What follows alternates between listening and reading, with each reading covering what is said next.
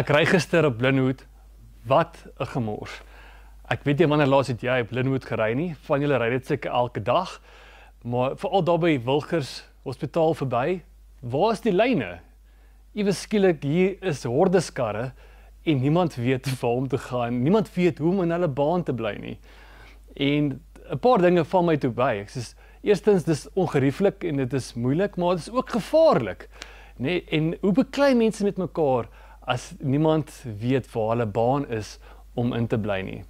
En dis net so 'n mooi metafoor eintlik oor geloof ook. Dus hoe hou jy rigting as jy die dinge van die lewe moet deurgaan, hè? As jy nou moet rigting vind en op jou pad bly, hoe hou ons rigting? Want ons is nie alleen nie. Hier klomp mense rondom ons wat die pad saam met ons stap, wat die pad saam met ons reis, en ons moet mekaar in ag neem. Ons moet weet, hoe doen ons dit? En dit is seker nou 'n baie groot kliseë, maar daai liedjie wat ek aan dink, toe ons gesing het as kinders, ken hom in al jou weë, dan sal hy jou paaie gelyk maak. Wat 'n mooi teks in die Bybel wat ons daarvan vertel. En soos daar 'n klomp stories in die Bybel wat praat van hoe die Here ons paaie sal gelyk maak, hoe ons die regte pad sal vind as ons die Here volg. Maar die heel bekendste, een van die mooistes gaan ek vir ons lees, Psalm 23.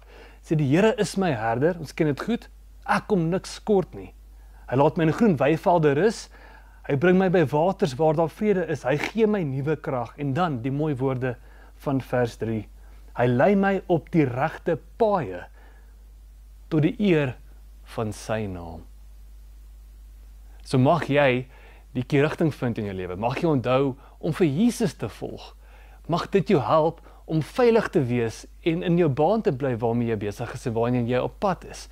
Mag jy daarmee almal rondom jou in ag neem en mag jy veilig wees en vir ander vrede wys in jou pad saam met Jesus saam. Kom ons bid saam.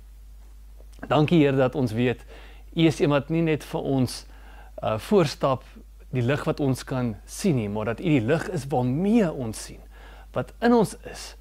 En dankie dat U vir ons rigting gee, vir ons wys waar ons moet wees, waar ons op pad is, dat ons almal ag kan neem rondom ons. En dankie Here, dat ons weet, U is altyd lief vir ons, en U sal altyd by ons wees. Wanneer ons U nie voel nie, is dit ons wat nie teenwoordig is nie U nie. Help ons om teenwoordig te wees en om U in alles te ken. Ons ken U in al ons weë en maak ons paaie daarom gelyk. Amen.